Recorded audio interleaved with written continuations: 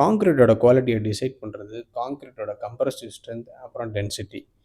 Compressive ஸ்ட்ரென்த்தை destructive method மூலிமா கண்டுபிடிக்கலாம். டென்சிட்டியை நான் டிஸ்ட்ரக்டிவ் மெத்தட் மூலிமா கண்டுபிடிக்கலாம்.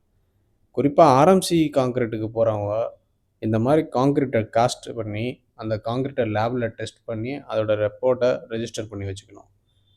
இதுதான் பார்த்திங்கன்னா டிஜிட்டல் என்ஹான்சர். இந்த மிஷினில் பார்த்திங்கன்னா ஹைட்ராலிக் ப்ரெஷரில் இந்த கான்கிரீட் சாம்பிளை வச்சு அந்த கன்சிஸ்டண்ட்டாக லோடை அப்ளை பண்ணுவாங்க. இது பார்த்திங்கன்னா கிலோமீட்டர் ஓடுது. இந்த கிலோமீட்டரை இந்த சர்ஃபேஸ் ஏரியாவோட டிவைட் பண்ணால் அதோட கம்ப்ரசிவ் ஸ்ட்ரென்த் கிடைக்கும். குறிப்பாக ஸ்ட்ரக்சரல் மெம்பருக்கு M20, M25, M30 வரைக்கும் யூஸ் பண்ணுறாங்க. பார்த்திங்கன்னா லோடு கன்சிஸ்டண்ட்டாக போயிட்டுருக்கு. இதில் பார்த்திங்கன்னா ஃபெயிலியர் ஆகிருக்கு. இந்த ஃபெயிலியர் லோடை வந்து நம்ம ரெஜிஸ்டர் பண்ணி அதோட ஆவரேஜை எடுத்து பார்த்துக்கிறது தான்.